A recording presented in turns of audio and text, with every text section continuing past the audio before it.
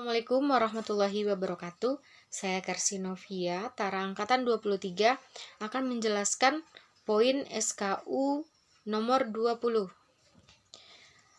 yakni dapat memahami dan menjelaskan tentang sistem reproduksi.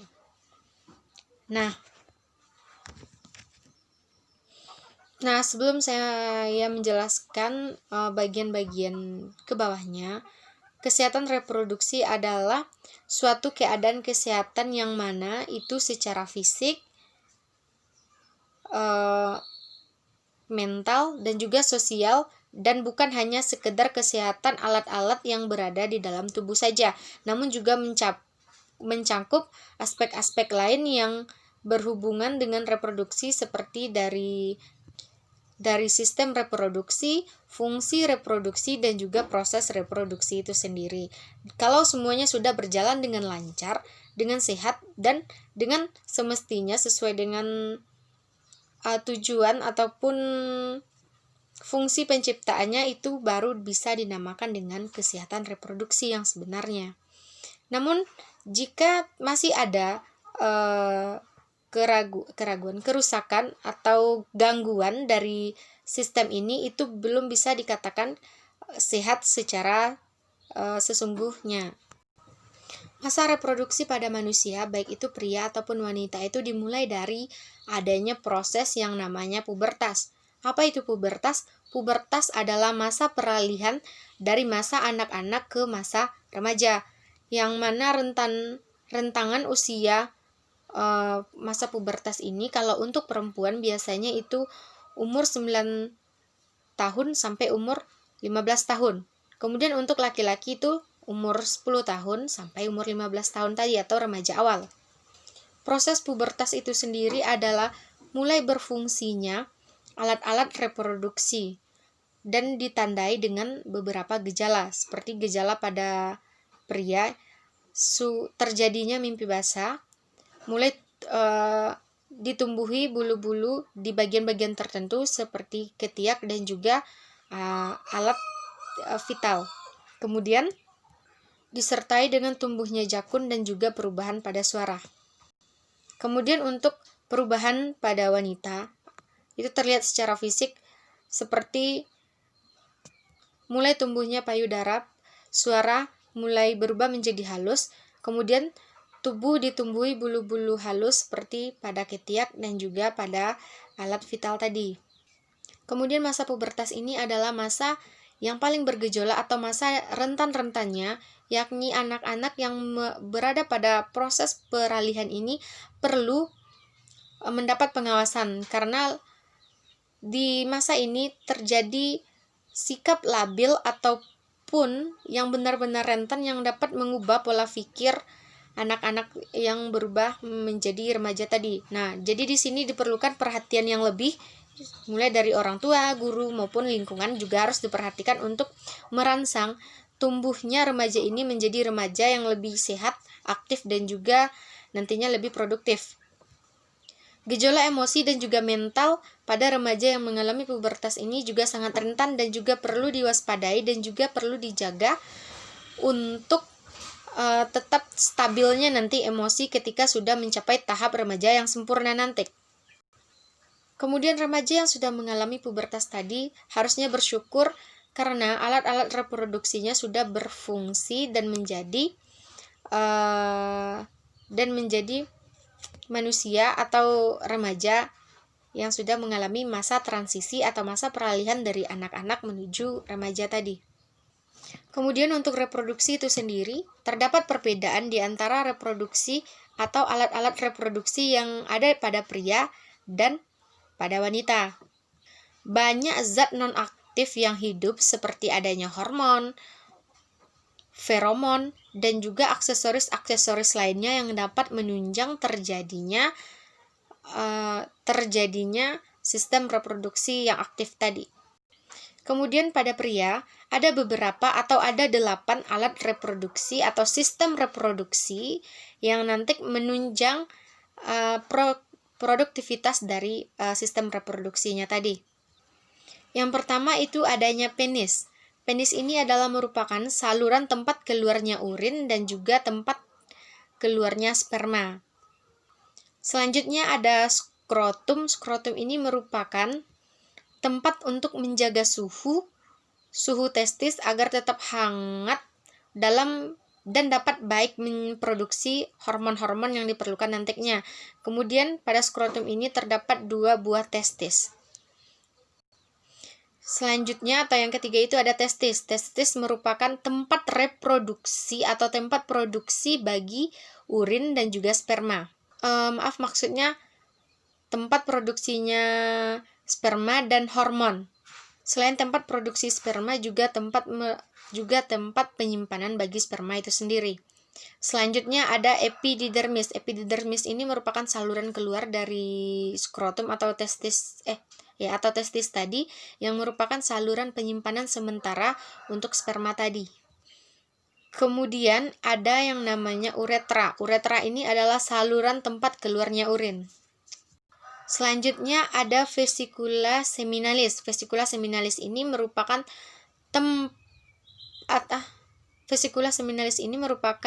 minuman yang bersifat basa atau alkali, fruktosa, dan juga hormon prostaglandin, dan juga tempat untuk protein pembekuan. Selanjutnya ada yang namanya kelenjar prostat. Kemudian yang ke-8 ada yang namanya kelenjar Cowper. Nah, dari sistem atau alat reproduksi pada pria tadi, yang pemeran paling penting di antara semuanya ini adalah yaitunya testis dan juga penis. Testis dan juga penis ini merupakan alat yang paling vital bagi seorang pria. Nah, alat ini harus dijaga karena dapat berpengaruh nanti kepada sistem reproduksi pada pria tersebut. Selanjutnya, kita bahas mengenai alat reproduksi pada wanita. Yang mana alat reproduksi pada wanita ini? Yang pertama itu adanya vagina. Vagina ini merupakan sistem reproduksi terluar pada seorang wanita. Kemudian ada cervix. Cervix ini adalah struktur dinding rahim paling bawah.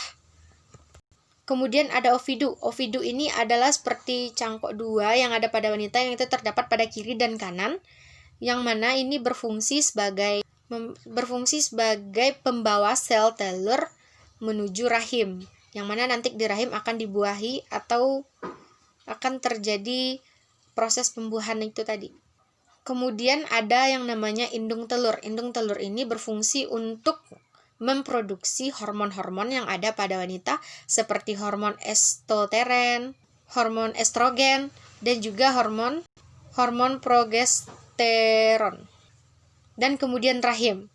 Nah, rahim di sini adalah alat atau tempat pembuahan terjadi nantinya, tempat janin nanti berkembang yang sudah dibuahi oleh sel telur dan juga sperma tadi. Nah, dari penjelasan sistem reproduksi pada pria dan wanita tadi,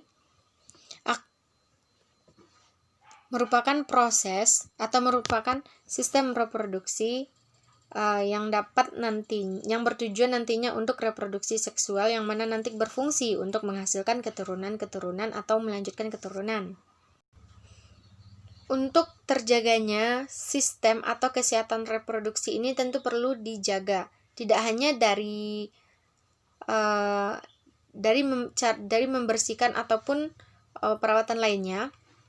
Untuk menjaga kesehatan reproduksi sendiri perlu dilakukan penunjangan dari luar, seperti kita melaksanakan olahraga. Nah, dengan berolahraga kita dapat menjaga dan meningkatkan kesehatan alat reproduksi kita tadi, karena olahraga merupakan peran yang sangat penting untuk meningkatkan kesehatan pada tubuh, termasuk yaitunya sistem reproduksi kita. Dengan berolahraga, kita dapat menjaga kesehatan atau meningkatkan sistem reproduksi tadi. Kemudian pada wanita itu tidak boleh stres, karena nanti jika stres dapat menyebabkan terjadinya gangguan menstruasi. Nah, biasanya pemicu terjadinya gangguan menstruasi ini salah satunya yaitu adanya stres. Untuk mencegah stres ini, kita dianjurkan untuk melaksanakan olahraga rutin. Olahraga ini memang berfungsi untuk menjaga pola pikir dan juga pola hidup sehat kita, yang mana nanti itu berfungsi untuk menjaga kesehatan kita sendiri, seperti kesehatan reproduksi tadi. Jika olahraga rutin dilakukan, akan dapat menambah dan meningkatkan kinerja dari alat-alat vital tadi. Kemudian dari sistem reproduksi tadi tidak memungkinkan adanya kelainan-kelainan seperti timbulnya beberapa penyakit pada alat reproduksi tadi. Penyakit yang paling umum atau yang paling sering ditemukan pada alat reproduksi ini seperti terjadinya berbagai kanker, seperti kanker serviks, kanker prostat, kanker rahim, kanker vulva sekalipun.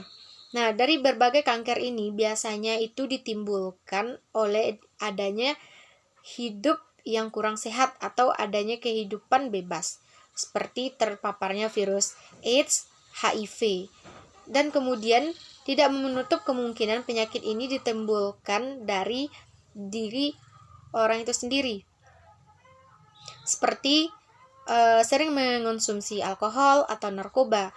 Nah, dari perilaku-perilaku yang tidak sehat ini dapat menimbulkan beberapa penyakit lainnya, penyakit-penyakit seperti yang dijelaskan tadi. Kemudian untuk penyakit-penyakit kanker ini biasanya itu terjadi juga karena penggunaan jarum suntik secara bersamaan. Nah, penggunaan jarum suntik ini merupakan hal yang banyak terjadi pada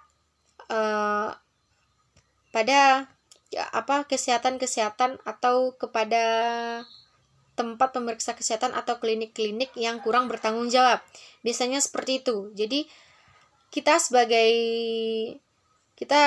sebagai masyarakat juga harus cerdas-cerdas untuk memperhatikan kesehatan kita, mulai dari tadi cara berolahraga, memperhatikan pola hidup kita, kemudian juga lingkungan. Kemudian penyakit lain yang dapat terjadi pada sistem reproduksi manusia, yaitunya pada laki-laki, yaitu disfungsi ereksi.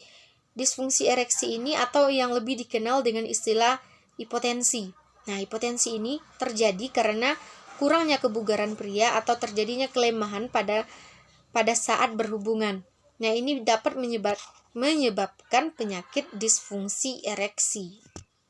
Mungkin hal ini terjadi karena adanya kolesterol, masalah jantung, dan juga karena kehidupan yang kurang sehat tadi.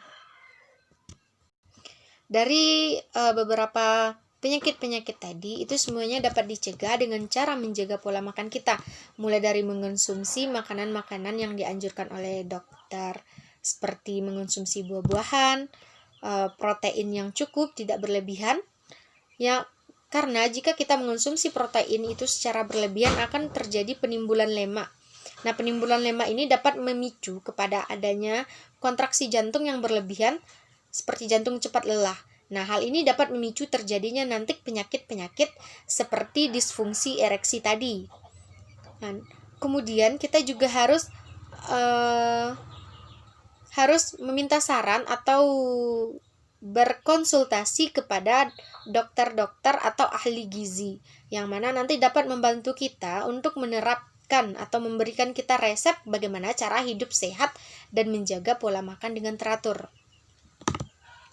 Kemudian selanjutnya cara yang paling efektif itu yakni dengan menjaga pola pikir agar tidak stres. Nah, stres ini sangat berfungsi atau sangat berisiko menimbulkan penyakit-penyakit yang tadi itu. Karena jika seseorang sudah mengalami stres, dia akan mencari hal-hal yang dapat menghilangkan stres seperti menjalani kehidupan yang kurang sehat. Nah, hal ini juga dapat memicu nantinya terjadi penyakit AIDS atau HIV. Nah, jadi kita juga harus menjaga pola pikir kita, yaitu dengan cara dengan cara bersosialisasi dengan orang-orang yang tepat, dan juga menyibukkan kehidupan kita dengan urusan agama dan juga berorganisasi. Selanjutnya yang tidak kalah penting yakni olahraga. Nah, mungkin hanya itu yang dapat saya sampaikan. Semoga kita dapat menjaga alat-alat reproduksi kita agar tetap sehat. Salah dan janggal saya mohon maaf. Assalamualaikum warahmatullahi wabarakatuh.